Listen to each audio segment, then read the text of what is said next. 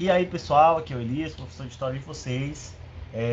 Hoje vamos dar continuidade à nossa discussão, né, sobre o período democrático no Brasil. Então, vamos lá para a nossa aula. Pessoal, não deixe, né, de fazer a leitura, nós ainda estamos naquele tema, no mesmo tema ainda, né? Então, é importante que vocês, além da leitura do tema, vocês pesquisem, viu? Porque, como eu já falei, né, o tema é um tanto quanto resumido, então é muito importante fazer uma pesquisa mais ampla para ter mais, né, propriedade sobre esse assunto, tá bom? Então vamos lá, a gente vai falar do governo do Jânio Quadros. Pessoal, o Jânio Quadros, né, ele disputa a eleição, né, pela UDN, tá? Então um partido, vamos dizer assim, mais conservador, aquele partido que fazia críticas fortes ao governo do Getúlio Vargas. E aqui a gente vai ter uma coisa bem interessante, que porque assim, nesse momento, né, o Código Eleitoral ele garantia a votação, ela ocorria, né, de cargos, né? Então, quer dizer, votava-se tanto para presidente como também se votava para vice-presidente. Não é que nem hoje, né? Que o vice-presidente, quer dizer, você tem a chapa, né? E aí você vota ali, o presidente ele já vem, com um vice, né? Então, quando você vota no presidente, você automaticamente já está elegendo aquele vice, né? Então, aqui votava-se separadamente. E aí você vai ter duas coligações muito interessantes, né? De um lado a gente vai ter a coligação PSD e PTB, que vão lançar a candidatura do Henrique Teixeira Lott, aquele lá que colaborou para impedir que houvesse um golpe, né, que tentou impedir a posse do Juscelino Kubitschek. Então o Lott disputa essa eleição para presidente, né, nessa coligação PSD e PTB, e o João Goulart como vice, né? No outro lado do extremo tinha o PCB, que era o Partido Cristão Democrata, né? E a UDN lançando aí a candidatura do Jânio Quadros. Então, o que vai acontecer? O Jânio Quadros ele vence para presidente, mas a chapa, mas o cargo de vice-presidente é eleito o João Goulart. E aí você vai ter uma chapa extremamente ambígua, né? Um tanto quanto oposta, porque você tinha ali um presidente mais ligado aos setores mais conservadores da sociedade brasileira daquele momento, né? Representando aí o partido mais crítico, né? Das políticas, principalmente do Vargas. E do outro lado você vai ter um herdeiro, né, direto do getulismo, que é o João Goulart, atrelado aí aos movimentos trabalhistas, né, ao próprio movimento trabalhista, e de posições bastante progressistas ali para aquele momento. Então, o João Goulart ele era, né, o símbolo, né, claro, de certa forma, de uma política ainda muito ligada ao trabalhismo lá do Getúlio Vargas. E isso vai gerar muita oposição, né? Principalmente desses setores mais conservadores, ligados ao DN. O Carlos Lacerda, né, claro, fez muitas críticas a esse governo. E é importante entender que o mesmo Jânio Quadros, estando atrelado aí ao DN, ele, de certa forma, quando assume o poder em 1961, ele acaba que se isolando muito, né? Então, ele, como diriam alguns historiadores, o Jânio Quadros conseguiu desagradar tanto a direita quanto a esquerda, né? Então, acabou ficando muito isolado no poder. E isso vai ter repercussões bastante graves, né? Então, quer dizer, você tinha ali uma situação bastante peculiar, né? Você tinha ali um governante mais conservador, né? Atrelado aí a um partido mais, vamos dizer assim, né, ligados a uma postura mais liberal, que era o DN, e do outro você tinha um vice, né, que era o João Goulart, atrelado ao trabalhismo, né, e também ao populismo, né, que surge, que ganha força no Brasil, né, ao longo dessas décadas. E o Jânio Quadros ele ganha principalmente porque ele era muito carismático, né? O Jânio Quadros ele teve muitos fatores que levaram a sua eleição com uma margem bastante grande, né? Jânio Quadros buscou, né, uma identificação, né, com o povo. Era um personagem extremamente caricato, né? O personagem Jânio Quadros, porque uma série de simbologias. era extremamente caricato assim, né, nos comícios, né, porque na época, né, existiam os comícios, né, que era literalmente ali, tinha um momento em que juntava-se ali os apoiadores, né, aquelas manifestações grandes, onde esses líderes políticos eles discursavam para seus apoiadores. E nesses discursos o Jânio Quadros fazia várias, né, é, assim, peripécias, tirava a mortadela do bolso, comia, vivia meio surrado, né, a barba por fazer. Então ele buscou muito uma identificação com o povo, né, de maneira geral. Também, né, foi muito simbólico a história da vassoura. O Jânio Quadros, durante a campanha dele, ele vai atrelar, né, o símbolo da vassoura, porque a ideia era de que ele varreria, né, a ideia da vassoura, ele ia varrer a corrupção do Brasil. Então era um governante extremamente moralista, né, que é uma característica muito ali da UDN e tal, desses setores mais conservadores, é o moralismo, né. E isso, né, vai contrastar um pouco dentro do seu governo. Então, quer dizer, você tinha essa chapa, uma oposição muito forte, né? O Jânio Quadros governa por apenas 7 meses, né? Já em agosto ele já renuncia, e aí você vai ter o início do processo, né? Que leva ao golpe lá em 1964. Olha só, o governo do Jânio Quadros ele é marcado por ser um governo extremamente moralizador, né? Criticou-se muito o Jânio Quadros, principalmente porque, como o Brasil vinha saindo ali da década de 60, numa crise financeira, né? Uma crise econômica muito grave, principalmente em decorrência, né, da construção de Brasília, dos empréstimos e todo o aparato que o Juscelino Kubitschek deixou, né? Então havia uma dívida grande, um rompimento com a FMI, né? E denúncias, né, de corrupção durante a construção de Brasília, o plano de metas e aquela coisa toda. Então, uma coisa contrastada, você tinha uma situação econômica bastante instável em decorrência dessas crises, a inflação já subindo muito, e o Jânio Quadros, ele na verdade se buscou, né, de certa forma, se focar muito em aspectos considerados, vamos dizer assim, de menor importância, né, quer dizer, buscou moralizar, ele vai regulamentar biquíni, vai proibir briga de galo, enfim, né, vai proibir o lança-perfume no carnaval. Então várias coisas ele foi proibindo, coisas ligadas muito mais ao comportamento social, né, moral dessa sociedade do que efetivamente, né, as questões administrativas que eram necessárias naquele momento. Outra questão importante é que o Jânio Quadros não era um cara muito apegado aos ideais democráticos, né? O Jânio Quadros tinha um aspecto bastante autoritário, não é à toa que por diversos momentos você vai ter ali uma certa crise, né, com o Congresso. Ele por ter se isolado bastante, ele acabou que se distanciando, né, do Congresso. Geralmente o contato que ele tinha com os ministros era por meio dos bilhetes, né, chamados bilhetinhos. Então ele colocava ali o que ele pensava nesses bilhetinhos, entregava e teoricamente tinha que ser executado. Então era uma pessoa que não tinha muito trato aí com a democracia, né?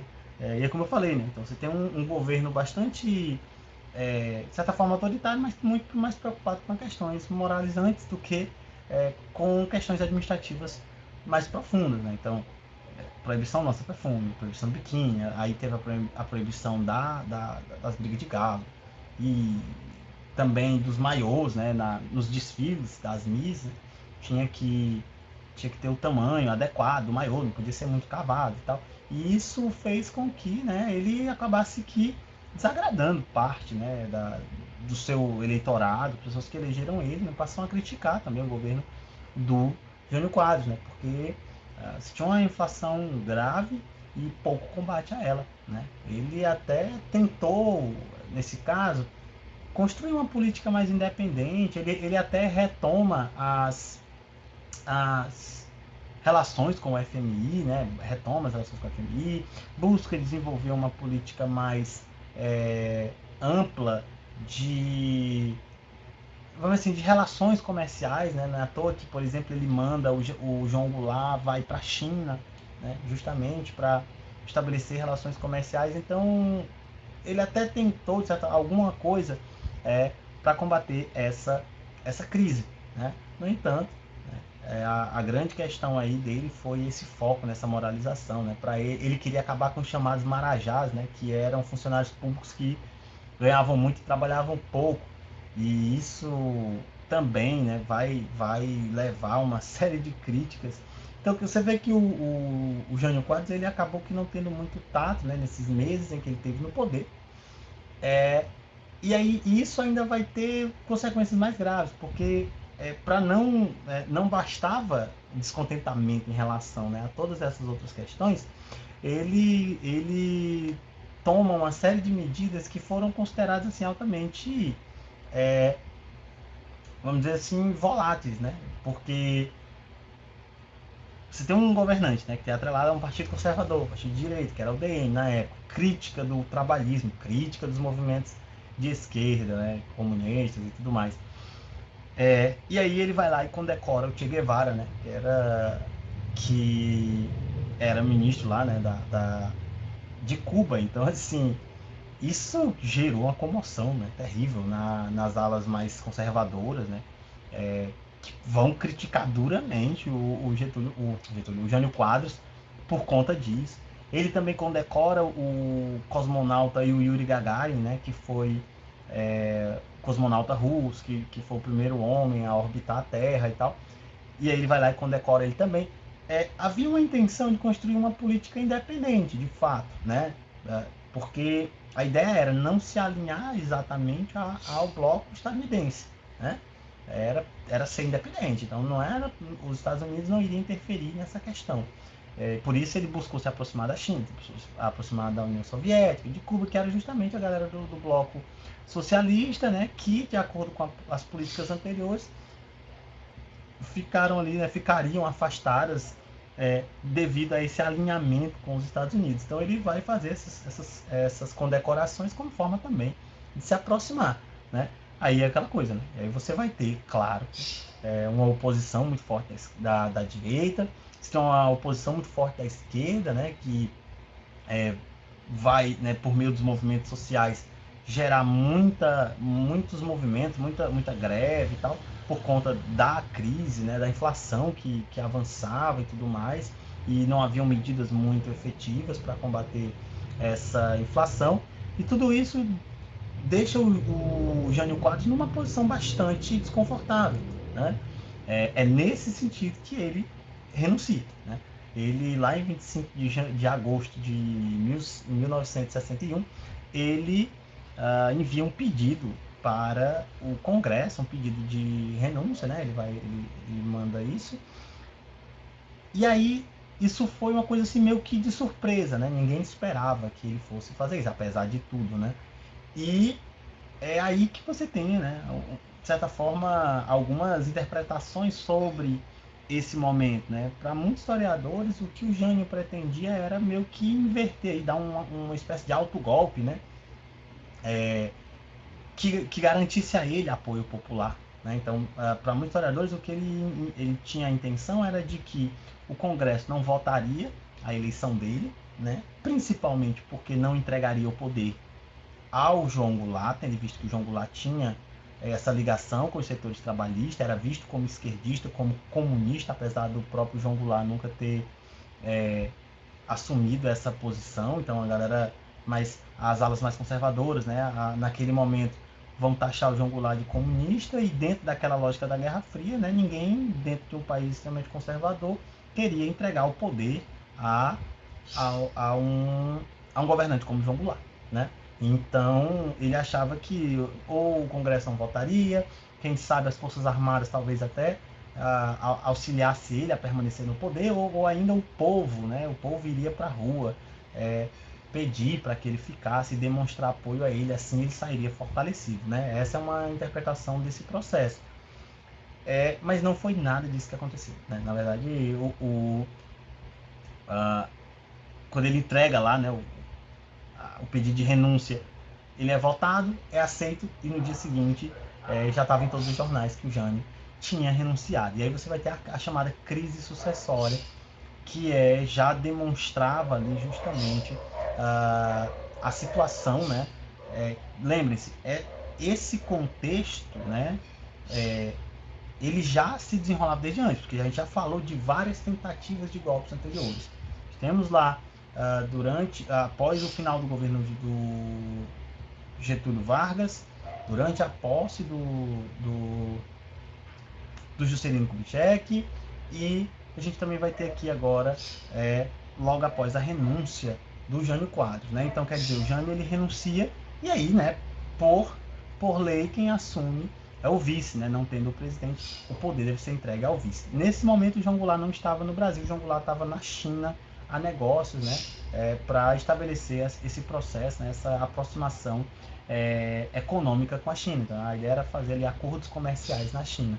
Então, é aqui que você tem o fim do governo Jânio, né? Então, eu trouxe aqui algumas imagens. Aqui o Jânio, tá? Para quem não conhece, figura extremamente, né, caricato, né, Jânio Quadros. Aqui o João Goulart, tá? Herdeiro aí do getulismo, né? É muito próximo do Getúlio Vargas.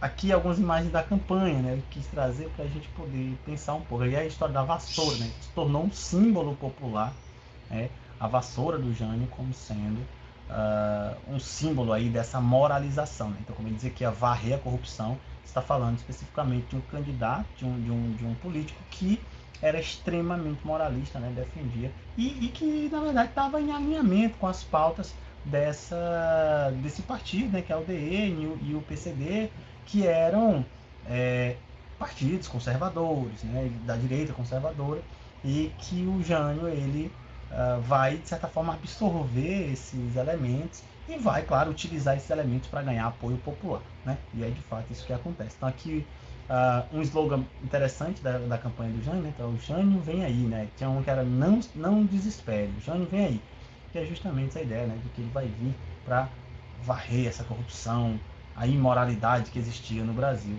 naquele momento.